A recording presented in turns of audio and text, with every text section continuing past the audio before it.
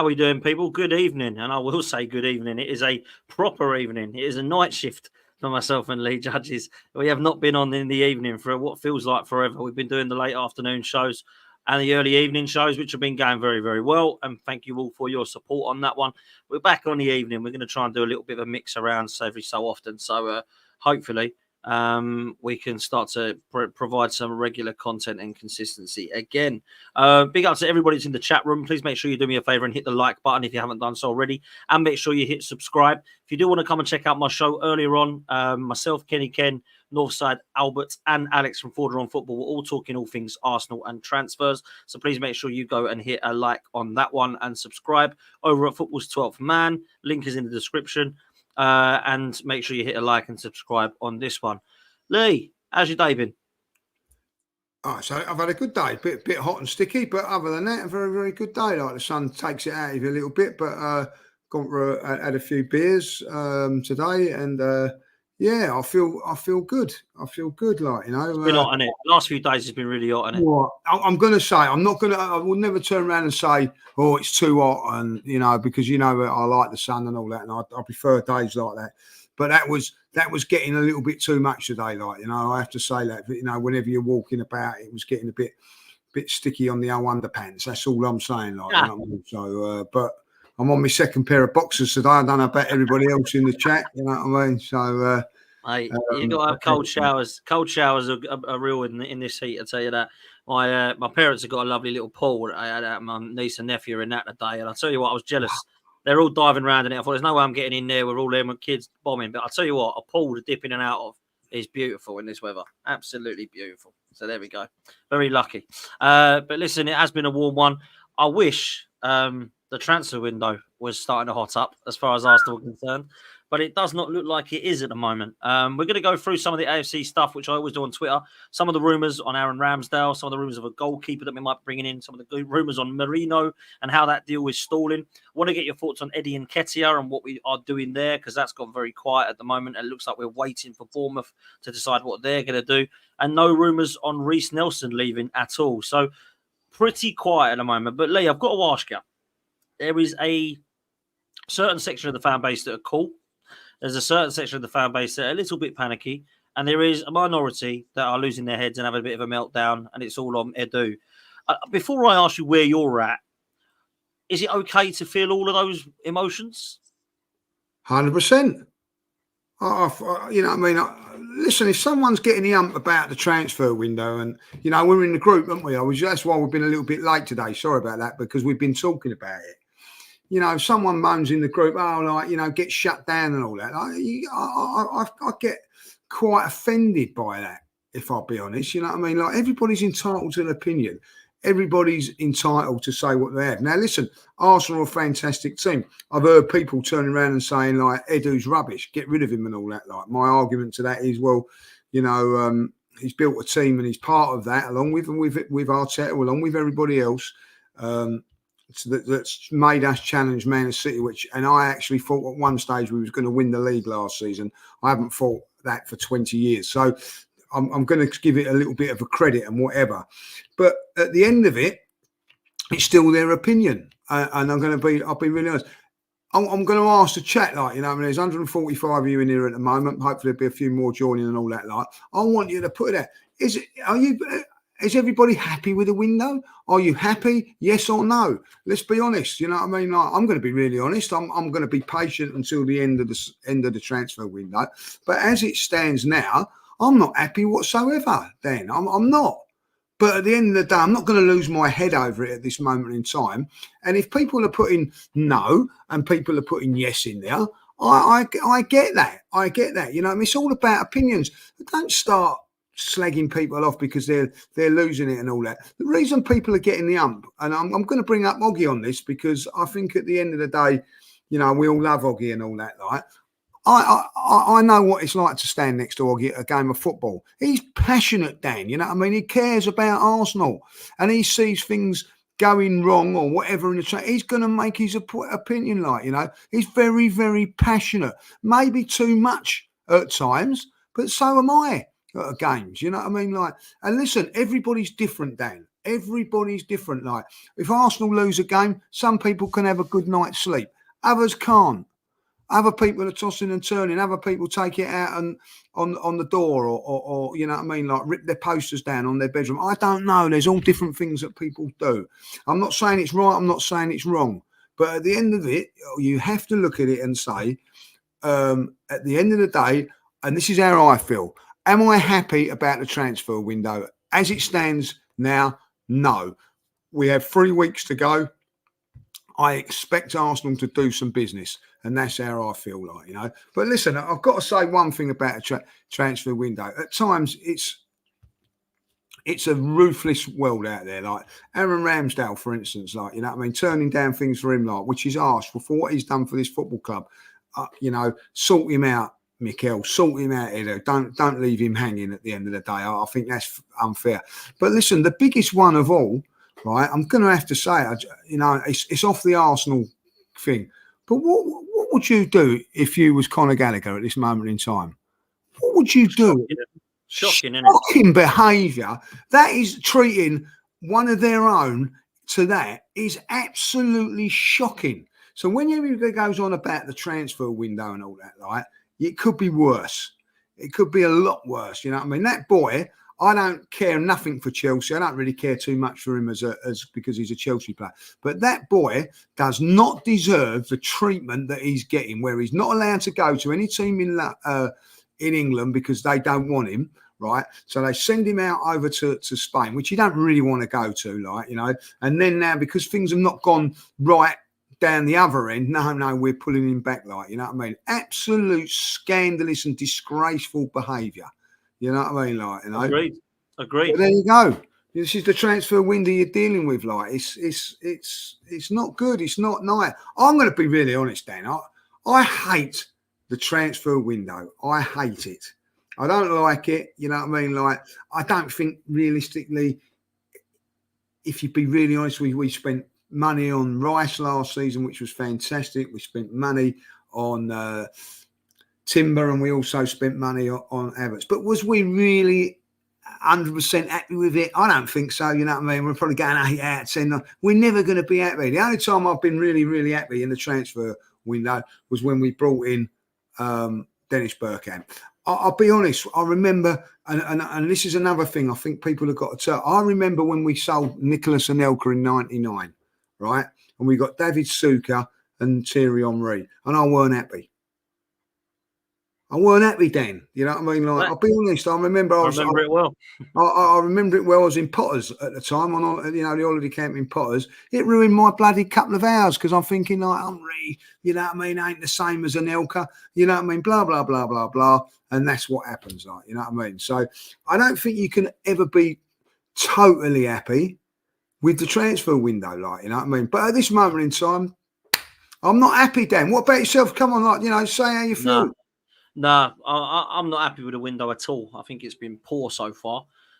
I'm not one of these that has a meltdown because we've got 18 days of the window to go.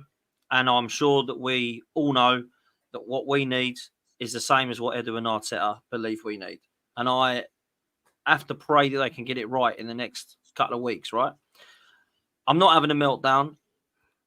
I am starting to panic that we are not going to be able to sell Eddie and Reece Nelson for the money that we want, which may affect who we get in. Because we clearly want to get rid of Smith-Rowe, Nelson, Eddie, Ramsdale, Tierney, maybe Kivior. And we've still got to get rid of all them players and bring 3 players in. That's a lot of work to do in 18 days. Because it's taken us more than 18 days to get Calafiori and Merino over the line. So to try and get 3 more players in 18 days and sell 4 players, I think might just be a little bit too much for Arteta and Edu to do.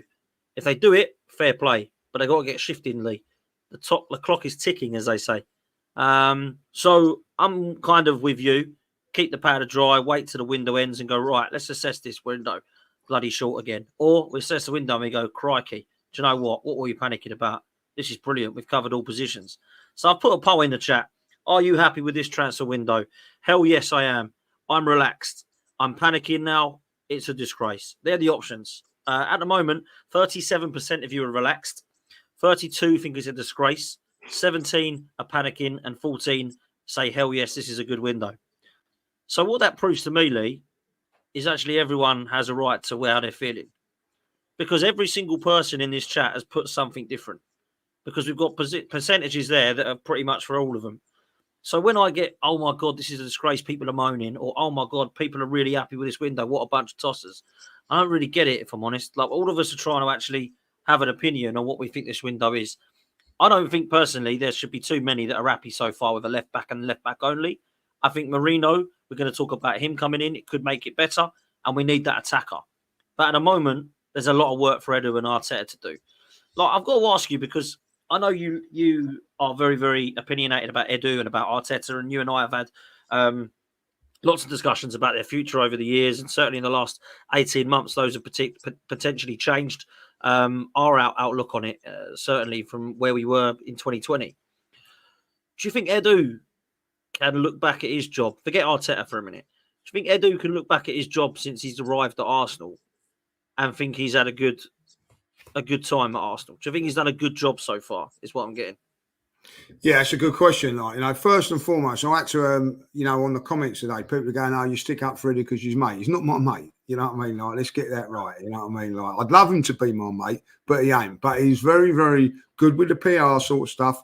I happen that he talks to me and we get on all right and everything like that. But we're not mates. Let's get that right, And if he's not doing his job properly, I will call him out. Don't. I've got no issues with that. I mean, do I think he's done a good job?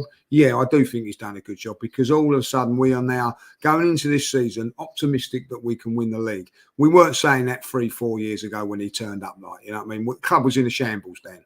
If I'll be honest, now there's only, I think, realistically,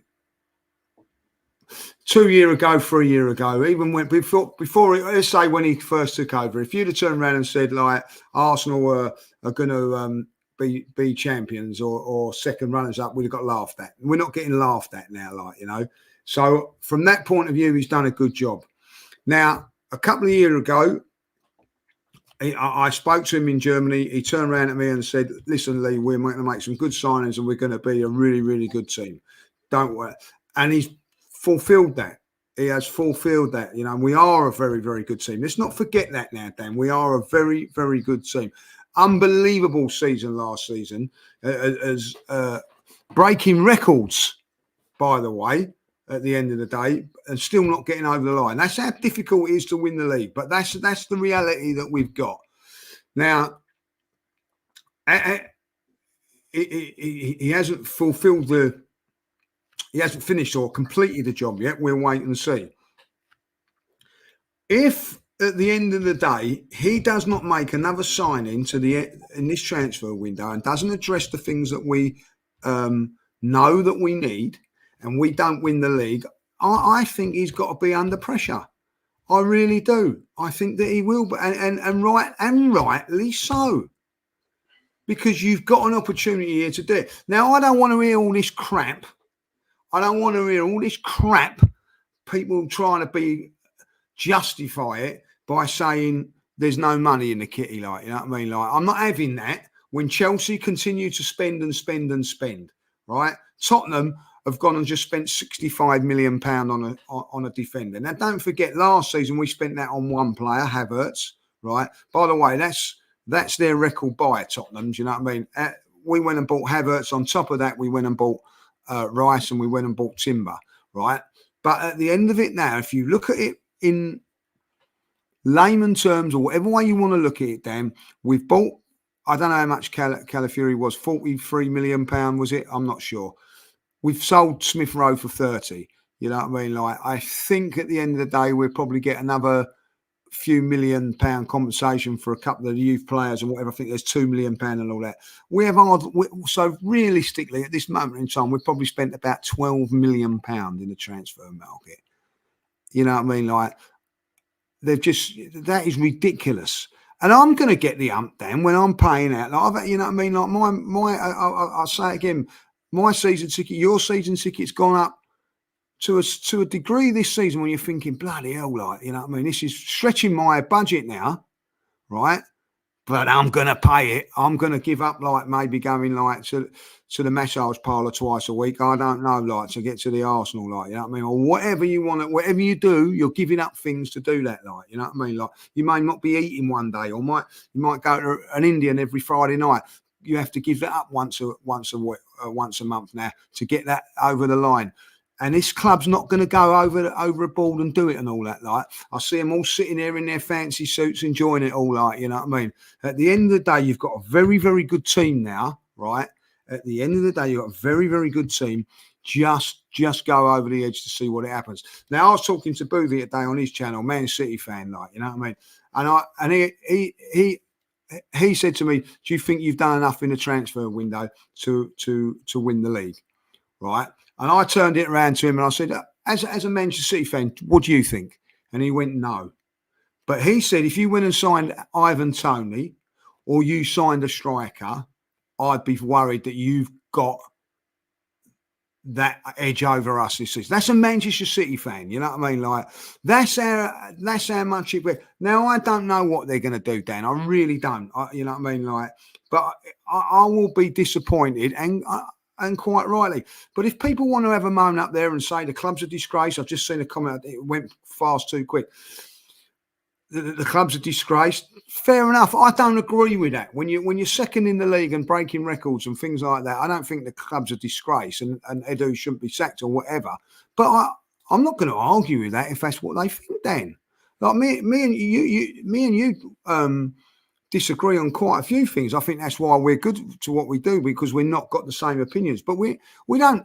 I don't turn around and you go, "Oh, Dan, you're a disgrace. You can't say that," and all that. Like, you know what I mean? I go, "Yeah, I understand. Well, you know, fight your corner.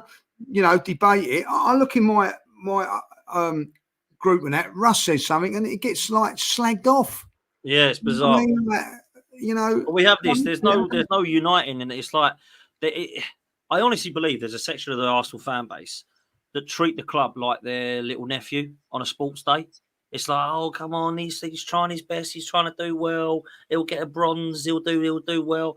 And we like protect them like your family. Now, I understand that some people see Arsenal as family. I've got nothing wrong with that. But actually what you're doing sometimes is you're damaging them. You know, like when sometimes you need home truths with your mates. You need to tell your mates, look, I love you, mate, but you got to change your ways here because you're really struggling, like, and you're actually annoying people or whatever it be. There's nothing wrong with a section of the fan base doing that with Arsenal and saying, look, I love this club and I'll support it till I die, but they've got to change their ways, in my opinion. Otherwise, we're not going to win the league. That is not a negative, toxic thing to say. In my opinion, it's negative and toxic to stay and remain and be positive and just go, it's all right. I know it's been 21 years. We'll get it right before I die.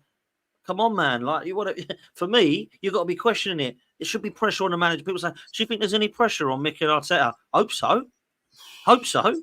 Otherwise, what are we doing here? This doesn't matter. It's just Arteta FC. It's no longer Arsenal. It's all about Arteta. He can be here for 50 years if he wants to be. Second is fine. He's progressed. He's got a dog called Win. All this crap. Get out. I'm sick of all that. All that rubbish. Oh, I agree. That's my head in, mate. For me, I love what Arteta's done in terms of his challenging.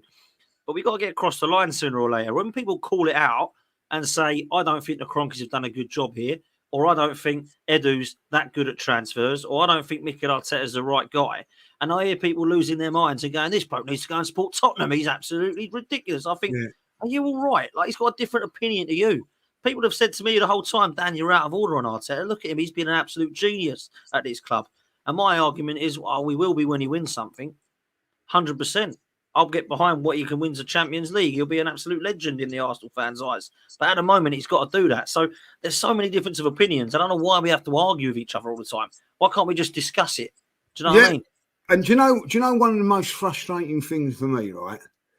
And again, I'm not having a go at people when they say this, but they go, yeah, well, Liverpool haven't spent, or so and so have done this, and so I don't care about Liverpool. I don't care, right? Now, the same person that says, oh, I don't care about, so they go, well, what about Liverpool ain't sent? So I turn around then and say, well, Chelsea, what about Chelsea? Yeah, but they ain't spending it. They're spending it and they're being rubbish and all that. You can't have one and one or the other. Like, I don't care.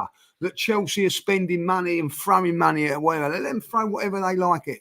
I don't care that Liverpool are not buying anybody, because at the end of the day, they may have players coming through the academy they think are fantastic. I don't know.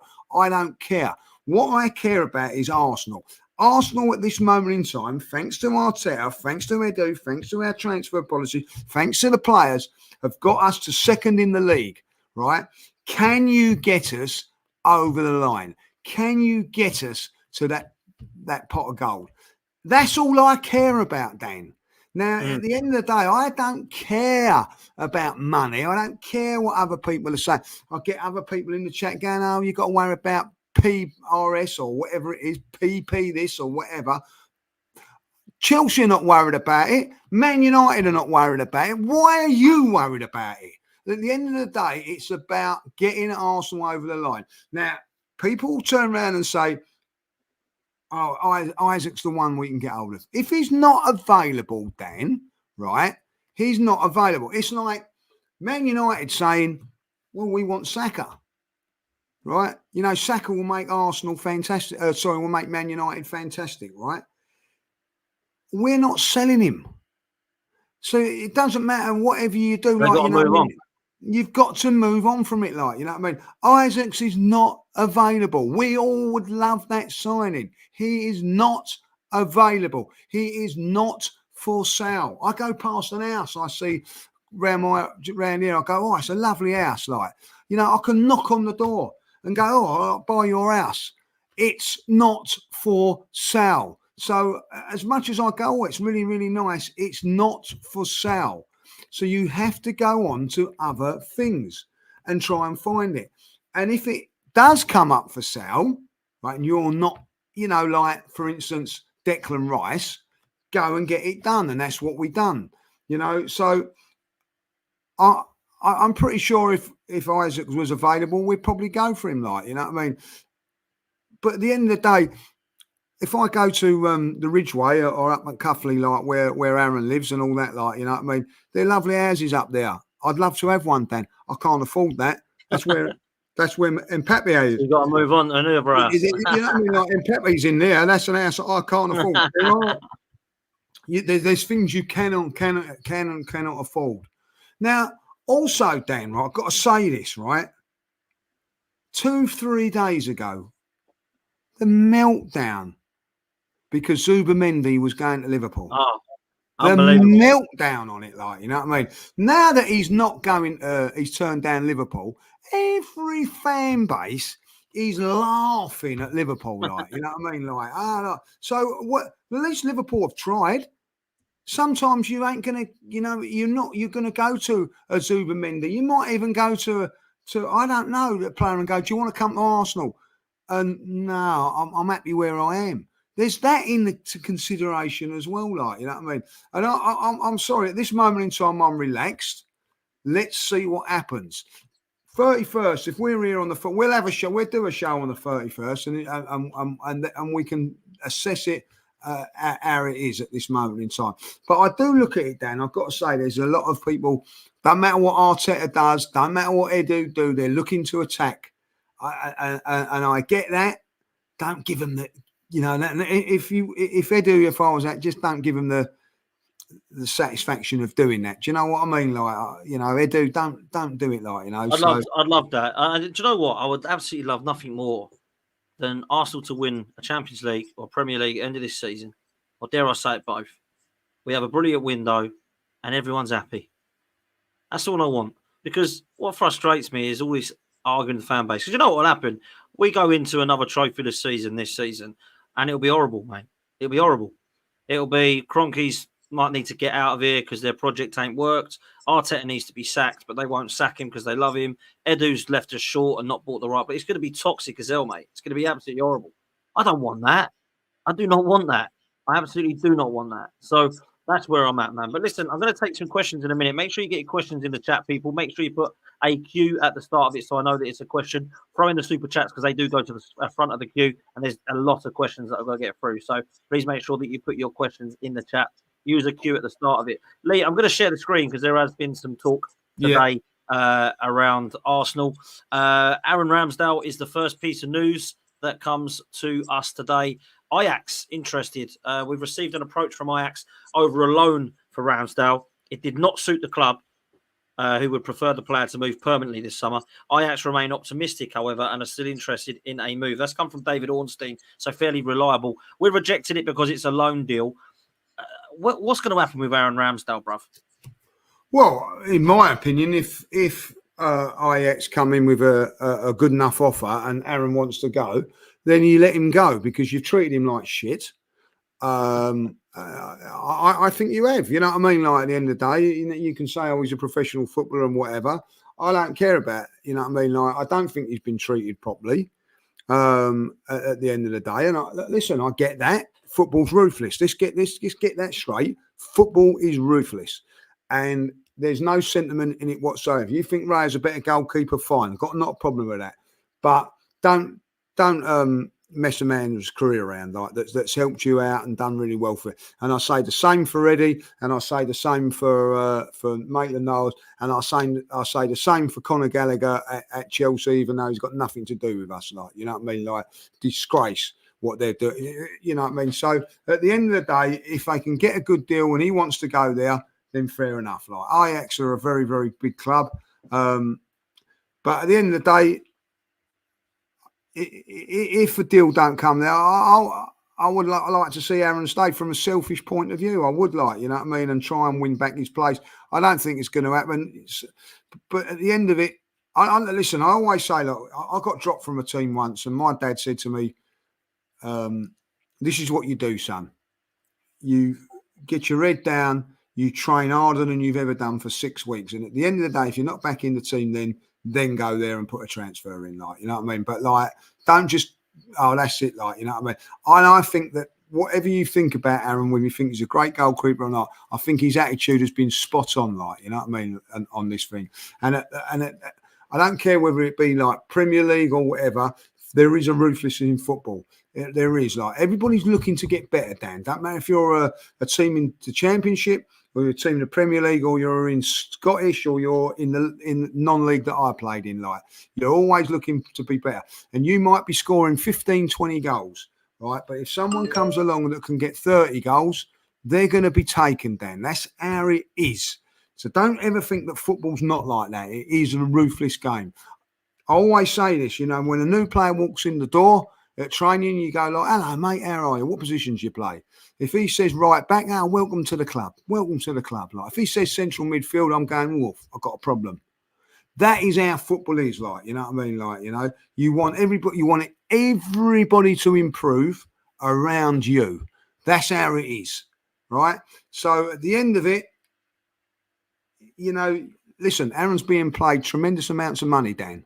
Tremendous amounts of money, as is Eddie. So at the end of the day, it's not like they're being in a prison sentence and, like, you know what I mean, like they've got a bloody good life still, you know what I mean, even if they're not playing. So I'm not going to feel too sorry for them. But at the end of the day, I think that you should be looking to do the right thing for these players. You know what I mean? Like, as we said about Conor Gallagher, that, you know what I mean, it's still a bad situation that for him, even though he's still got a great life and he's still got like 6 cars or whatever, it's still his career. So listen, Aaron Ramsdale, for me, if you can get a deal to someone like that, great. I think he needs to be playing football. Yeah, listen, for me, it's simple. There's 3 options. You sell him for 30 million, you loan him with an obligation for 30 million, or you keep him. They're the only 3 options for me. Yeah. I'm not loaning him and I'm not selling him for anything less than 30 because we bought him for 25 2 years ago. So we've got to make money back on this deal. That's the way I see it. But there is another goalkeeper we're linked with, of course, Lee, if Aaron Ramsdale is to leave. And that looks like it's going to be the Espanyol goalkeeper, Juan Garcia. David Ornstein is reporting that if Arsenal were to part ways with Aaron Ramsdale this month, the club have already lined up Espanyol's Juan Garcia as a potential replacement. Know anything about this guy, Lee? Because I don't know much about him. We're not watching the Liga. No, is that going to be a downgrade or what? It could potentially be a downgrade, couldn't it, on Ramsdale? Yeah, don't know nothing about him. Of course, Hines already gone out on loan. He went on loan last week. Again, I'm pretty sure Arsenal know what's going to happen and all that. Like, you know what I mean? This is not. This is all planned out to a certain degree. Like, you know what I mean? I think, like, you know. So, and at the end of the day, you know, Aaron's still in the box seat, if you like, to a certain degree. He can turn around and go, do you know what? No, I'm staying here. You know what I mean? That's what I want to do. And, you know, that's how it is. You know, so I don't know anything about Do you another think it'd be goalkeeper. better if Aaron Ramsdale, for Aaron himself, do you think it'd be better? I think it'd be better all round for everybody, Dan. And I mean this sincerely, and I say this for that. It'd be best for Aaron, right? Because he goes and plays first team football. It's best for Raya because he hasn't got the pressure of what goes on. It's best for us fans because we're not comparing Raya and Ramsdale no more. Like, you know what I mean? That's it. It's done, right? And I for me, that's how I feel. Like, I love Aaron as a person and everything like that. And at the end of the day, Raya done fantastically well last season. Like, I'm not saying that he didn't, but I can't take to Aaron to Raya as much as probably I would do any other player because of the situation. That's how I feel. I'm not saying it's right and whether it's wrong, but if Aaron weren't there, then maybe my opinion changes a little bit. Like, so I think all round it would be better, and and also all better for Arteta because he getting this question fired at him all the time. Like, you know what I mean? And yeah, it is a downgrade on Ramsdale. But how many games in Ramsdale playing the Premier League last season? 2. Once he got dropped, I think he played the first couple. I think he played like 3, didn't he? And then he played another 2 after that, I think. Yeah. So at the end of the day, that was Brentford, actually. Funny enough, Brentford like home and away. Yeah, which is not going to happen this year. So at the end of the day, massive, you know, typical Arsenal. You know, they sell Ramsdale and Raya get injured first game. That could happen. Yeah. But at the end of the day, Ramsdale deserves to play first team football because do you know what? He's done the business for Arsenal. He's helped Arsenal, but people will turn around and say it's ruthless. But for me, do the deal. Well, listen, that's the goalkeeping situation. A little bit more worrying, I must say, is this Mikel Merino deal, because what worries me are these 2 comments. Arsenal and Sociedad are still some way apart from the structure and amount of the deal on Merino's proposed transfer. Sociedad are holding out for 35 million euros. Arsenal been aiming to pay closer to 25 million. Even more worrying from that, though, is this, which says that while Merino wants to go and everything is seen as clear on his side, Arsenal have been enduring slow negotiations over both the price and the paid instalments. Arsenal would prefer to spread any agreed fee over 3 years, whereas Sociedad wants it up front. Why are we trying to pay 20 to 30 million over 3 years, Lee? Because that's how structures are done, Dan. It's how it is, like, you know what I mean? So I'm not worried about that. Like, maybe Arsenal, maybe he's not their first choice. I don't know. You know, we'll have to wait and see on this. Like, you know, listen, everybody's going on about Marino as a you know, getting a little bit far about. Is he a game changer for us in this? No, he's not. What he is he's strengthening the squad because we're a little bit lacking and everything like that. I'm not going to lose my rubbish or crap over this, like, you know what I mean? I think there's bigger and better players that we could go for. But at the end of the day, Arsenal are going to not overspend or go mad on this one because I don't know if he's really there. The other side of it is, listen to, you know, Ben White is a very, go back to his interview. He says, when he said, like, in negotiations with Brighton, he was told, don't worry about it. We will get you. You will be an Arsenal player. Don't worry. Like, let us deal with this at the moment. But when push comes to shove, you will be an Arsenal player. Maybe they've said that to Merino. I don't know. I just don't know, Dan. We'll have to wait and see on this one, like, you know. Yeah, we will. We'll have to wait and see. Now, look, I'm a fan of what I see and hear about Merino. I don't think he's going to take us to the next level, but he's certainly a player we need. And number 8 is definitely something that Arsenal need. And in my opinion, after that, Arsenal need another striker and an attacker on the wing. So I don't know that we're going to get all those players in. I put a poll in the chat again, suggesting how many players we think as a fan base that we might need this window. 1 or more. 1 more, 2, 3 or 4. 44% of you believe we need 2 players, which I believe is probably going to be a midfielder and an attacker. Now, I agree with that. I think we need at least that. And I would argue that we probably need another winger as well. There is no, at the moment, talk of any other players. So I'm going to take some of these questions, Lee, and it's going to answer some of the questions that I have for you as well. This one comes in from Awais, which I'll let you take. Would you take Tony at a lower price? Does not look like there's a quality backup winger out there. Yeah, I'll take Tony. I'll take Victor, and I'll take Osimhen as well. All three of them. Any one of them, because they are better than what we've got in backup, like Freddie and all that. Like, you know, and they're different strikers to what we've got. I believe we need something different, a different player up top. That's my opinion. Yeah. That's my opinion as well, brother. I think we need a striker. This one comes in from Mark. I really like this question. Has anyone heard Arteta come out and say that we need a striker? Because I think he's planning to use Havertz and Jesus as strikers this season. Look, I don't like the comments like that, but at the same time, he's only praising his players that he's got, I suppose, is the way I look at it. Havertz and Jesus actually have been doing quite well in terms of link-up and telepathy between each other in pre-season. But I don't look at pre-season and think, wow, that's real life Premier League. I really don't. I think it's good for fitness, and I think it's good when players are on form. But really, by Leverkusen and Lyon, as much as I was impressed, I don't think they were like absolute tests that, like, let me put it this way. By Leverkusen and Lyon were better tests than some of them, but I think Wolves will be harder at the weekend than those games. So for me, we have to 100% be on our best game to beat Wolves at home, because Wolves are a good side, right? So when I look at it, I don't know that Mikel Arteta is looking at Havertz and Jesus as the nines, but if he is, it does worry me. That's how I'll answer that one, Mark. And of course, I wouldn't be surprised, and I still say it, if we don't buy a striker. I really would not be surprised. Lee, I'll let you take this one. Hey, Dan and Lee, with Brighton signing a new right winger, would you take Adingra as backup for Saka? He can play on the other wing too. Do you know what? I quite like him. I don't think he's good enough, if I'm honest, in terms of going to that next level. It's not the exciting player. If we bought Adingra and Merino, I don't think anyone would be wetting the knickers about it, right? But at the end of the day, sometimes you get players like that can come in and surprise. But I don't know what your thoughts are, Lee. I think we can do better. No. I think you go. Listen, I will go for someone like Eze, because he can play 2 or 3 positions, as you said, like, you know what I mean? But listen, that's going to be difficult to do when Crystal Palace, I see, like, you know, like Gay looks like he could be going. Is it Anderson? I think like Fulham are looking at him and all that. You know, somewhere along the line, Palace can't keep selling all their players, you know what I mean? So they're going to have to dig their reels in somewhere along the line. Now, I don't know that if they're digging their reels in for Eze or not, like, you know what I mean? But that would be something on that format that we need, like, you know, someone that can play a couple of positions, either can play midfield and wide, or wide, or up front and whatever, like, I don't know, like, you know.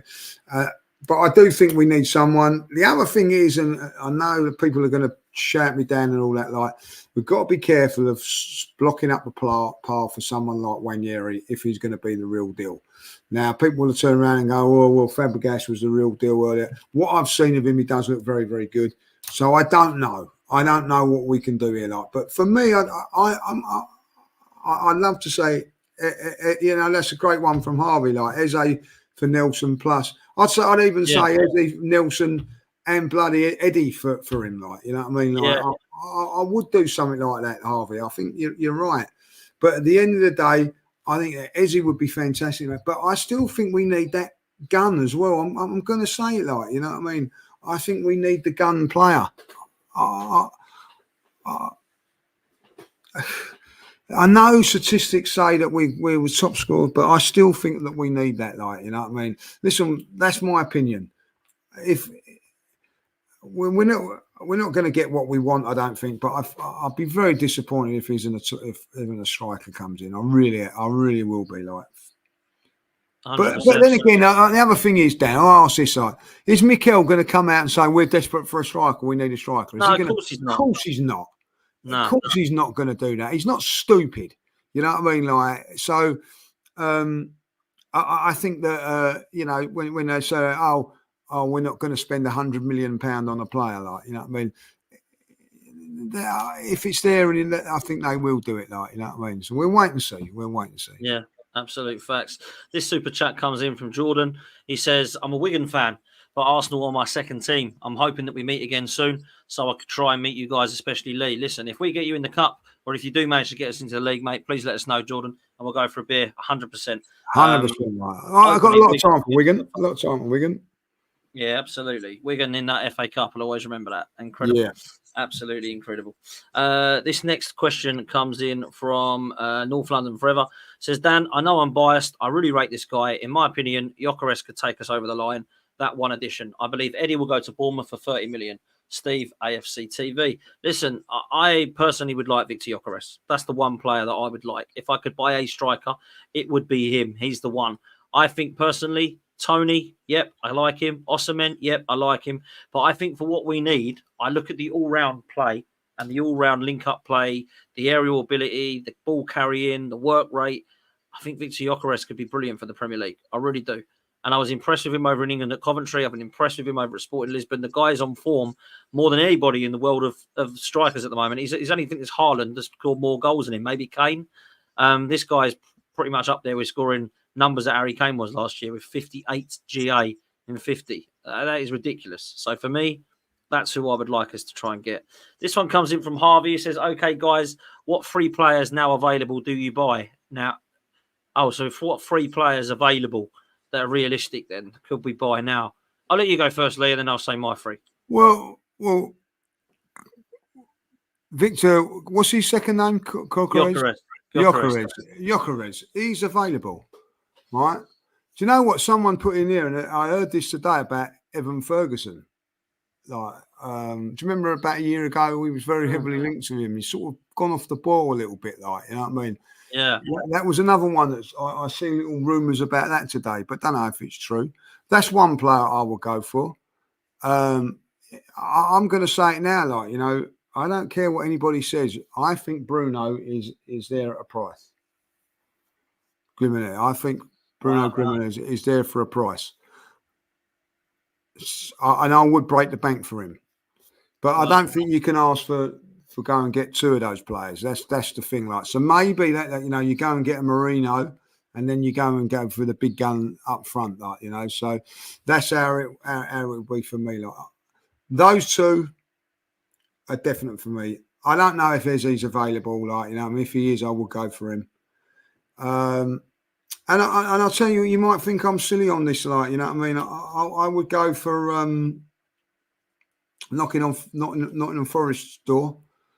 For Morgan Gibbs White. Morgan Gibbs White. Yeah, that's who I would knock on the door for them as well. Like, you know what I mean? That would be me. Yeah, like, I mean, interesting there. I like all of those shouts. My three would be Victor Gyökeres, Eze, and I'm going to throw one in there that might shock people. Frankie de Jong from Barcelona, who apparently is available now for between 60 and 80 million euros. I would go and get him. He can play in the 6 and the 8. He's one of the best ball carriers I've seen. With Declan Rice in midfield and Odegaard and de Jong, you've got to be up there, one of the best midfielders in Europe. So for me, I'd go de Jong, Eze, and Gyökeres. That then allows your striker to start. Havertz and Jesus can become squad players. Jesus can cover for Saka. Eze can cover for Saka or Odegaard, or in the left 8. You've got de Jong who can play in the 6 and the 8 with Rice, with Partey and Jorginho backing up. We're sorted. That's what I would do, personally. People will talk about his wages, de Jong's wages. The difference is, the reason he's on 700k a week is because of the COVID situation. Yeah. So that is why he will not be wanting 700k when he comes to Arsenal. He'll probably want 300 like Havertz, but you pay that for him because he's top quality. So that's the three that I would have. Who's the next? This next question comes in from Michael. Says, why do we always never buy those 2 or 3 players that get us across the line? It happened under Arsene Wenger too. I'm going to bring this super chat in on top of that because it's a very, very similar question. Daniel, big up. Thank you so much for this super chat, mate. Really appreciate it. It says, history shows us that we fall short in the transfer window when the chance is there to succeed.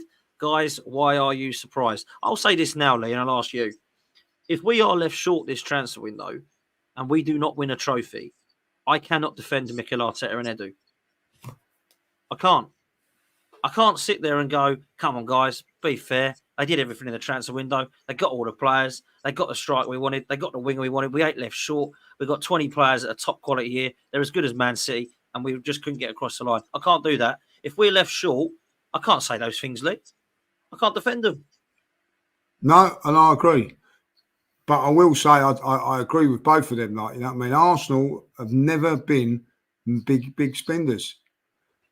Lost Liam Brady because we weren't prepared to spend. Lost Frank Staple. I'm going back into the 70s when that, you know, we did sign Malcolm McDonald, but we never built around that. Then the Liam Brady era, like, was, you know, he was fantastic. But I know I've spoken to Liam about this, like, you know what I mean? He you know, he could have been persuaded to stay at Arsenal if they'd have gone big on wages and players, but they chose not to. They then lost Frank Stapleton the following season. Which he got slagged off for, but at the end of the day, the same sort of thing. You then look into the 80s under George Graham. Listen, I think we was fantastic.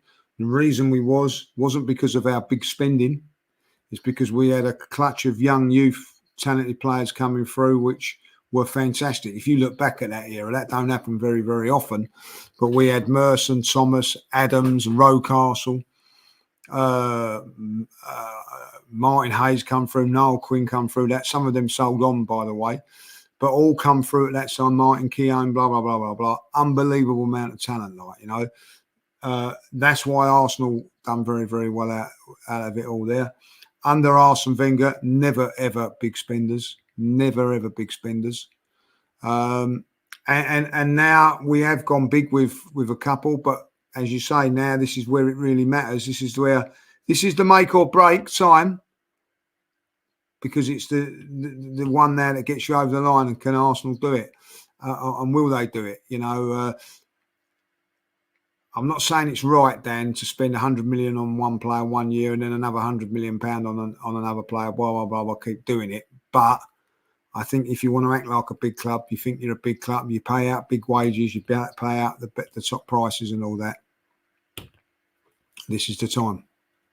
Facts. And I'm with you. I'm not going to defend. I'm not going to defend Arsenal. If you know what I mean, like, let the Mikel haters have their day, because they'll have a field day. They'll have a field day. It's true. It really is. This comes in and says, who do you want as a winger if we can't get a striker? You mentioned Eze. Any other names, Lee? I mean, Leroy Sané. Not for me. You know, I mean, do you know what? I'll say it again, and I'll get mocked for it a little bit. Like, I still think something could happen with Rashford. I still think that's still in could be in the thing. Would be the only one that I would look at, like, you know what I mean? But because he can play all positions, but it does look like that's gone cold. There ain't that many, like, you know, for someone to back up and all that. I'm going to be in the camp of it, like, right, back up Saka with Martinelli or Jesus and bring in the forward. That is my thing. I don't. You know, you can bring in Sane, Gnabry, or whatever. That would be fantastic. But I don't think. If you bring in Sane and Gnabry, where do they start? Well, they don't. Exactly. So you've got. I think we're at a position we've got. Well, they might start on the left. One of them might play on the left, but they're not going to start. Yeah, might do. I mean, look, for me, I'm with you. A striker is needed, because if we buy a winger, then we ain't sorted the striker position, have we? This is what I don't get. We need a striker. If Eddie Nketiah goes and we buy Leroy Sané, we're short of a striker still. I don't get it. When you buy a striker, Jesus goes over to the wide area. Let's be real, Jesus ain't a striker anyway. He ain't at number 9, that's for sure. So, listen, that's where I'm at, man. Matt, big up yourself, bruv. Southern Gooner, make sure you go follow the Southern Gooner, man. Hope you're well, bruv. Says, for some of us older heads, this is the year they need to prove why we moved to the Emirates back in the day. Cut the check, bring in the striker. Again, people are crying out for a striker, Lee, and I'm absolutely with Matt here. I think we need one. And if we don't do that, I will be very disappointed. I will. I'll be very, very disappointed if that doesn't happen. Thanks for the super chat, my bro. Much appreciate that, man. This one comes in from Tatted Ginger Lee. Lee, why are you so trusting of Edu and Arteta? Did you have dinner with him? Oh, he's only joking. But honestly, why are you? Go on, I'll let you answer that. Because at this moment in time, they're doing okay. They've done well for us. And there's still 3 weeks to go at the end of the day. And I think they deserve, I'm going to be really honest, at this moment in time, what they've done over the last couple of years, 3 or 4, they deserve my patience. They deserve my support. They deserve me backing them at this moment in time. Come the end of the window, if they've not done anything, you know what I mean, then it changes, Dan. It changes. But at this moment in time, they've earned my trust. And I'll be honest with that, like, you know what I mean? That's why I'm relaxed at this moment in time. But fair play, man. Fair you play. know, You only feel how you feel, and yeah, things change. You know what I mean? Like, let's see what happens at the end of the day. If we don't get those two players that we need, a midfield player and a striker or an attacking option, I will feel let down, Dan. I'm sorry, I will do. I will feel let down. At this moment in time, I'm not going to be let down when there's 3 weeks left of the transfer window. I'm not. No, absolutely. Listen, let me ask these two together. Guys, do you think with one signing alone being Gyökeres that would be enough to take us across the line to win the Premier League title? And I love this name, Cross Jonky. That is a fantastic name. He says, what happens when Havertz gets injured? Eddie leaves and we're left with Jesus as the only recognised striker. That is why we've got to get a striker, Lee, because that is a fantastic point. It is. And listen, it doesn't mean to say if we get this striker that we're going to go and win the league. It gives us a better chance. You know what I mean? Like, anything can happen in the season. We can go and buy a striker and we can lose someone here and whatever like that. Like, you know what I mean? But what it will do is will give us confidence going forward. That's how I see it. Like, you know what I mean? Like, we all know what we need. And listen, we're not all stupid. You know what I mean? We know that we need a striker. We know that, like, you know what I mean, at the end of the day, or an attacking option of some sort. We do. But it's got to be the right one. We know that. But that doesn't mean to say it's going to guarantee you winning the league and everything like that. It doesn't, Dan. And that's how you got to look at it. But I will feel a lot more confident going through. At the moment, listen, we're still a very, very good team. We're still a very, very good team. We're not in a position at this moment in time where we're desperate, Dan. You know what I mean? Like, I'm pretty confident going into the season at this moment in time that we'll do all right. But I think to win the league and the squad, I think the best way of saying it, I said this earlier on, I think we've got a team that's capable of winning the league. I don't think we've got a squad capable of winning the league. And unfortunately, in Premiership campaigns and all that now, it's a squad game. It's not a team game. Do you know what I mean? Do you know what I'm saying? Like, I think that's perfect. Honestly, what you've just said there is spot on. We've got a definite good enough team to win the league. We ain't got a good enough squad yet. And that's why we've got to go and do it. I like this question here, and I totally agree with it, which we'll end on. Arteta's number one pickpocket. Brilliant name. They are good, this chat, and some of these names that come up with. Potsy, Havertz and Jesus haven't scored more than 14 Premier League goals in a season. Tony has scored 19 in his best season. Who's to say he wouldn't score 20 plus in a better team?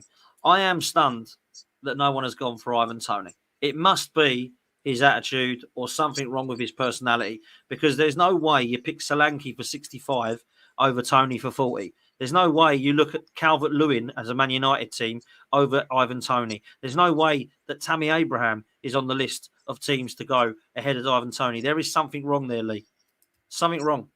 I agree, and that's a great thing, because I was speaking to Michelle's boy today, Regan, who's a Spurs fan, and he said, like, Solanke scored 19 goals. He's with better players now. He'll get that and more next season.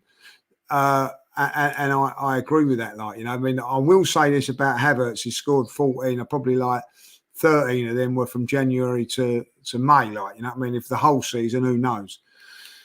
And yeah, I think that if you look at it, like, that's what takes you over the line, Dan. Like, you know what I mean? Like 15, 20 a goal striker. Like, you know what I mean?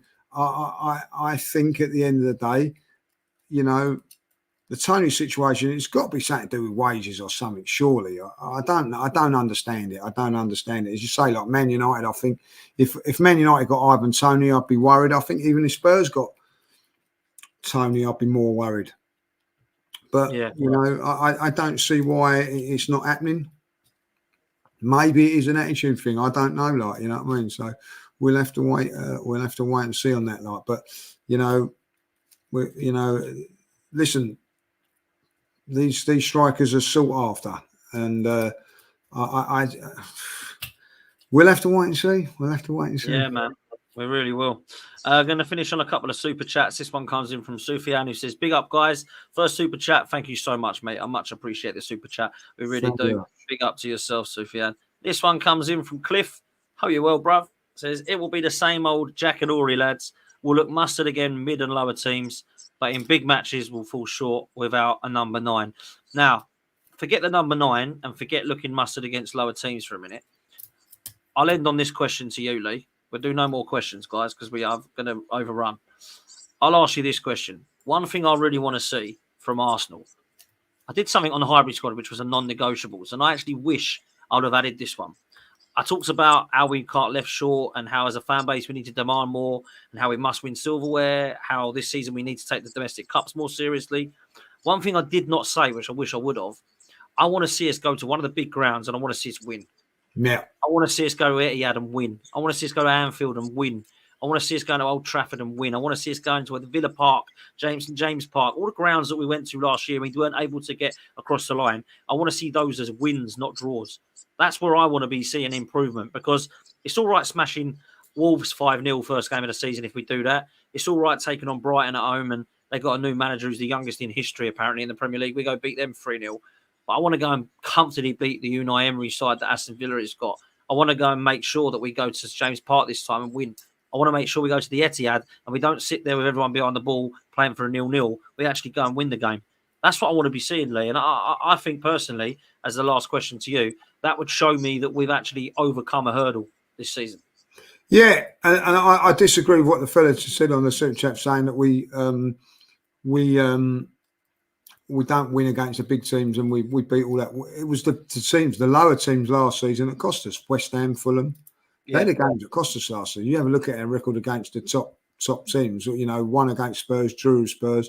One against Man City, drew with them. Beat Liverpool, drew with them. Beat Man United twice. They're the ones. But I hear what you're saying. I think somewhere along the line, I think if, and listen, it's not being the end all if we don't go and beat Man City, like, you know what I mean? But I think if we was to go up to City and take 3 points on that would be a big statement. Big statement. I think we need to go there and get a result somewhere along the line. Because do you know what? A couple of years ago, do you remember when we played them twice in sort of a month and a half? They come down to our place, beat us 3-1, flex their muscles against us. They did, you know what I mean? Yeah. And I think that we need to do that, like, you know what I mean? So, listen, I think that Villa will be a very, very difficult game, but I think, you know, yes, I'd love to go there and win. And definitely, like Newcastle, that's another place I want to go there and win, like, you know what I mean? We owe them two teams, big time. Big time we owe them, like, you know what I mean? It's this Unai Emery crap and all that, like, you know what I mean? Like, people seem to forget he was fucking rubbish for us, like, you know what I mean?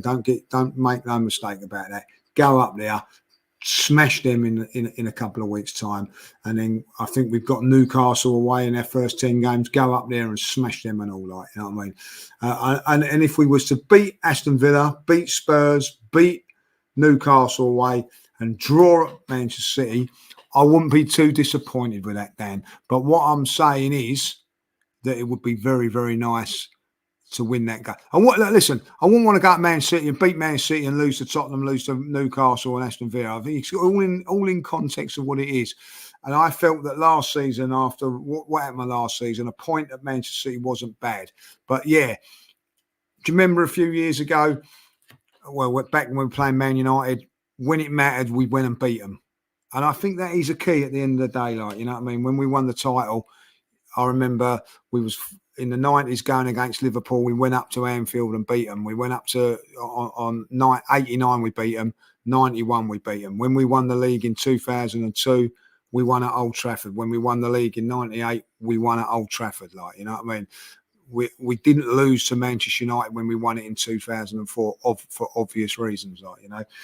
You look down the line, sometimes you just got to just knock the energy out of the other team. And also put a little doubt in their mind.